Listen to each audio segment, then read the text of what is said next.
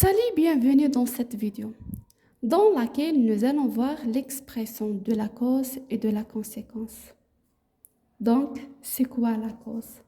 Commençons tout d'abord par la définition du mot cause. La cause décrit la raison pour laquelle s'est produite une autre action. Par exemple, je m'arrête parce que je suis fatiguée. Je m'arrête. Pourquoi? Parce que je suis fatiguée. Alors, qu'exprime cette phrase? La cause. Quel est le moyen utilisé? Parce que. J'ai exprimé la cause par une proposition subordonnée introduite par parce que. Donc, la cause répond à la question pourquoi. Pour exprimer la cause, on peut utiliser les expressions suivantes.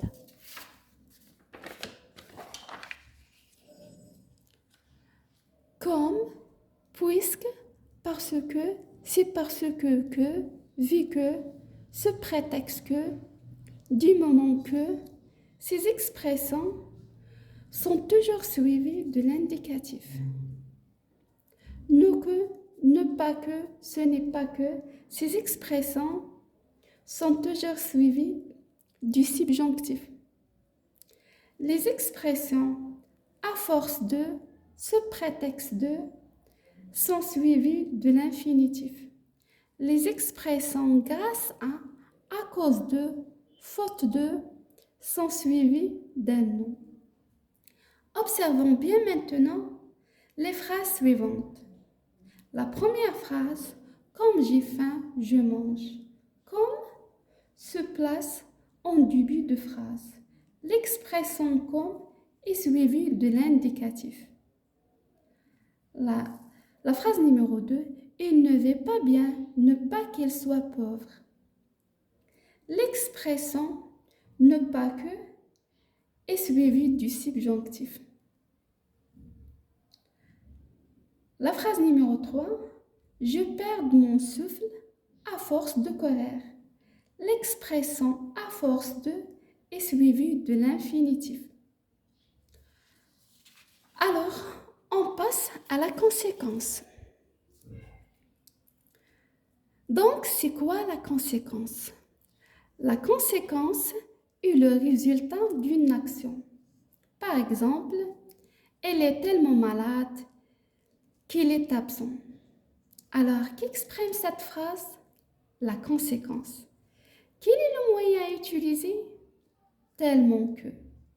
Donc, j'ai exprimé la conséquence par une proposition subordonnée introduite par tellement que. La conséquence répond à la question quelle conséquence? Donc, pour exprimer la conséquence, on peut utiliser les conjonctions et locutions conjonctives suivantes.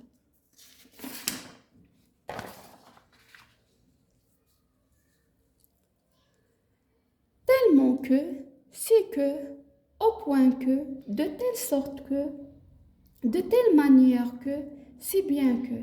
Ces expressions sont toujours suivies de l'indicatif. De manière que, trop pour que, assez pour que, ces expressions sont toujours suivies du subjonctif.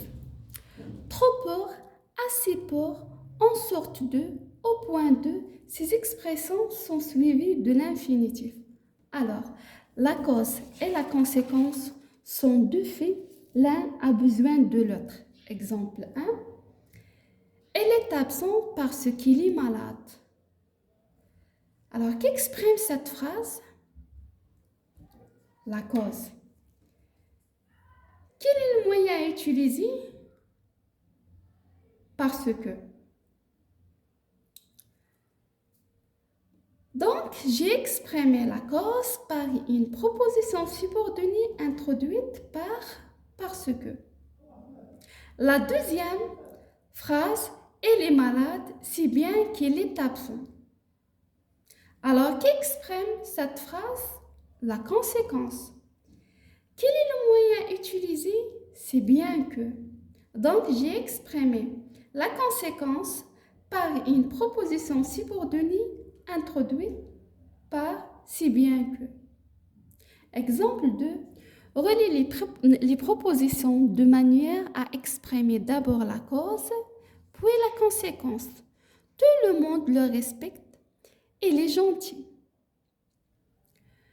Tout le monde le respecte parce qu'il est gentil. Nous avons ici proposition subordonnée circonstancielle de cause.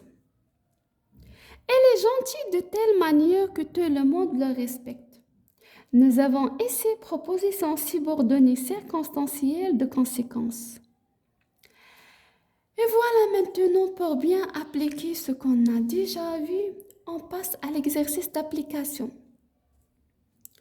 Trouvez ce qui exprime chacune des phrases qui suivent, la cause ou la conséquence.